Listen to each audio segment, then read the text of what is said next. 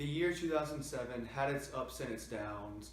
I will be taking you through some of the biggest events of 2007, so I hope you enjoy the ride. This is Connor LeBlanc, and you're watching Miss Deck's History Project 2007. Now, the wait is over, but the reaction is just beginning. It's one of the most talked about new releases in years, and people across this nation have been lined up for days. But can the iPhone live up to the hype? My husband jokes that when he first met me, I was never far away from my pink Nokia phone. I then transitioned into a BlackBerry, and I was a diehard fan. It was great for efficiency in business. I used it for email, contacts, integration with business services. When the iPhone first came out, I really thought it was a impractical tool for people that weren't very professional or in the business world. Going crazy about this forthcoming device called the iPhone from Apple. Here it is. It goes on sale Friday at 6 p.m. And in the 16 years I have been reviewing tech products, I cannot remember any product having this kind of hype and high expectations surrounding it. When I first started using the iPhone and gave it a chance, it's life-changing, and I can't imagine my life now without it. So I have my own business. I work in corporate America in a full personal social life, and every aspect of my life uses my phone. I'm on it 24/7. It's next to my bed when I sleep at night. I can run my business. I can check I have a retail store. I can check my point of sale system, see where I am on sales, who's purchased, inventory levels all day long. Can answer work emails. I can call and text people, and then do everything I do on social media for personal, Facebook, those kinds of things, and also professional using LinkedIn. And my phone's with me all the time, and it's a part of my everyday life. The iPhone was a great product, but not all consumer products were safe, as shown in the Chinese toy recall of over 20 million toys. You may have bought dangerous toys for your children and not even known it. A new study found that recalled toys containing lead or items your children can choke on are being sold every day. In 2007, from what I remember, you were 6.5 and your brother was 2.5. And when the news came out, of course, I remember being concerned. We had a house full of toys, and you guys played with them all the time. It's your source of fun and education, socializing. So playing with toys was a big part of your life. And of course, we wanted you and your brother to be safe.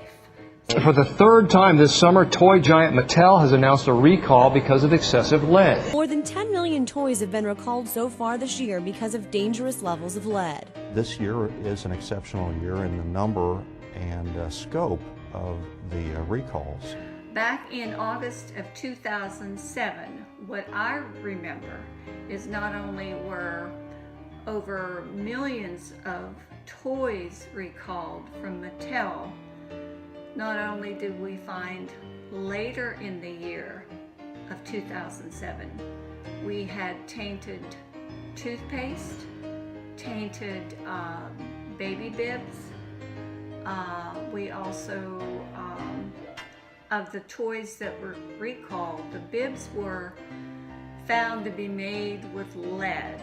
A younger child who's putting the toys in their mouth a lot, that would be a lot more concerning than a child who's just playing with it. But still, doctors don't recommend taking a chance and say any recalled toys should be taken away from kids. The end result was not good, at least for the consumer, for people with children, people who, that could have been harmed by these products.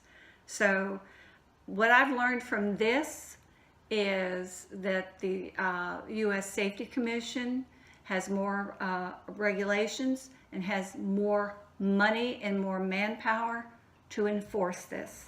Not all merchandise was harmful in 2007. The release of the 7th Harry Potter book stirred up much excitement for fans of the series.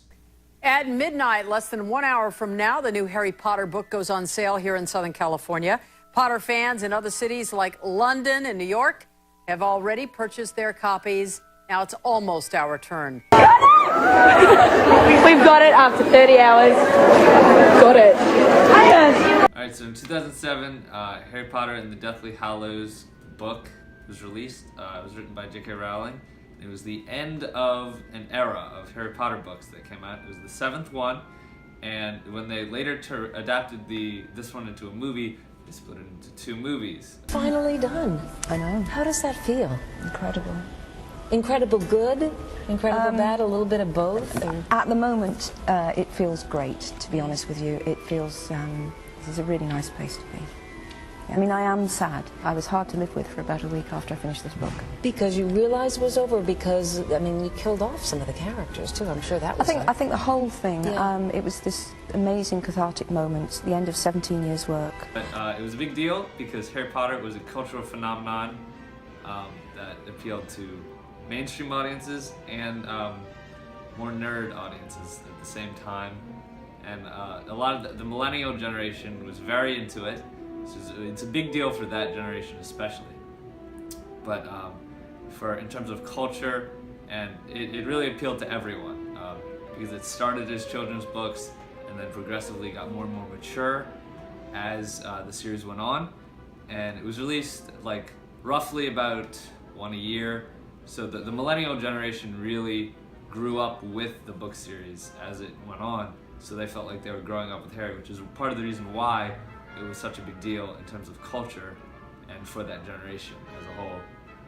And you see Harry Potter as sort of like this generation's Star Wars was Harry Potter. So it was a big deal for in terms of culture and in terms of the millennial generation. There were also tragic events in 2007. A tornado outbreak throughout the southern states left some dead and a lot of destruction in its wake. Well, the ingredients are in place, the radar is lit up, and we are monitoring what is an incredible tornado outbreak tonight. Stormy weather moves through the area, leaving death and destruction behind. There are at least 12 deaths to report and widespread damage. Your complete storm team coverage starts right now. The tornadoes that occurred in 2007, it was a spring. It was kind of a springtime of 2007.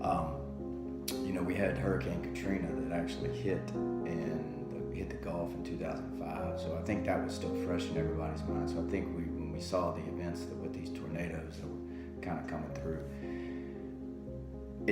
we could empathize with what was happening. You know, it was a lot of destruction. There were a lot of lives that were lost, and with a tornado it's a little bit different. You don't really see it coming. There's virtually no communication down there. It's a real scary situation for folks, and we won't rest until we know what happened to those children in the high school. You're looking at live pictures of damage in Columbus on the day when storms left at least 12 people dead, dozens injured, damage widespread, and Muskogee County schools closed. The biggest impact that I remember from it is that how many schools the tornadoes hit and how many it happened during the day during school hours and how many students passed away because of that, and that happened on multiple days. So I think that weather event must have caught everybody off guard because they weren't prepared for it. Because, you know, it seemed like school was in and there were no notifications, no emergency broadcast systems telling the students to stay home or anticipating such really bad weather. So I do remember it being so much destruction, and I'm not sure which state it was, but I do remember President Bush coming down to observe the destruction and what happened, and that was, I think, over a course of a couple of days as well. Another sad event in 2007 was the devastating mass shooting at Virginia Tech University. I'm Meredith Vieira here alongside Matt Lauer on the campus of Virginia Tech University. Matt, people are still in such a state of shock here. I don't even know what to say. You look at the faces, just stunned disbelief. What is turning out to be the deadliest campus shooting in U.S. history. At this afternoon hour, at least 30 people believed to be killed on the campus of Virginia Tech University. That's in Blacksburg, Virginia. I remember that very, very vividly. That was the first mass shooting at a university of that capacity with that number of fatalities in a long time. I don't remember that ever happening in my lifetime. The shooter was carrying 2 handguns. He used one of them to take his own life. The attacks, one in a dorm building, the other in a classroom building. They happened about 2.5 hours apart. Some of the doors at the second location had been chained shut by the shooter, apparently to keep the students and the teachers inside or the police outside. The Virginia Tech shooting that happened, it really impacted me in a way that you think of your children first. Both of my boys were, that's 2007, so one was 7 years old and the other one was 3, and you think of them first. And you know that it was in a college setting, so you think, you know, this could happen anywhere, is in a school setting, and it worries you a lot.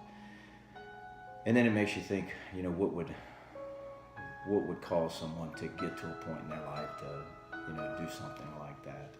When I think about the actual incident and what it means to us today, it makes you more aware. It should make you more aware of your surroundings, and it really does that to all of us in our life now. Back then, it was like a shocking incident, but it should make you aware of what you see around in your normal life, and just be aware of your surroundings at all times. If you see something strange, you know, don't just push it aside. In this next event, we view the economic turmoil of the housing market crash. Look what happened to the dollar today. 26-year low against the pound, 20-year low against the Australian dollar. The dollar is breaking down. You know, oil prices are reflecting the weakness of the dollar. We're breaking out in the price of oil. I think we're very close to a major collapse in the value of the dollar, and that's going to send commodity prices, consumer prices, and interest rates spiraling. And that's going to compound the problems for the housing market, which are just getting started. The housing market is so bad right now, it's actually affecting all of our bottom line, even if you don't own a home. Today, amid housing market concerns, the Federal Reserve decided to leave interest rates alone. They're going to stay put at 5.25%. Most of the fuss is about the mortgage meltdown, which keeps on melting. You know, I actually remember a lot about the housing market crash, and one of the reasons being is, you know, being in the real estate industry and being involved with people who are also in the real estate industry, you could see it coming from miles away.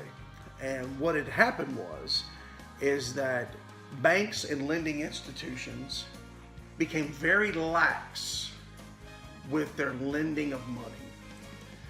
More and more people were being granted loans that really had no business from a credit standpoint getting those loans.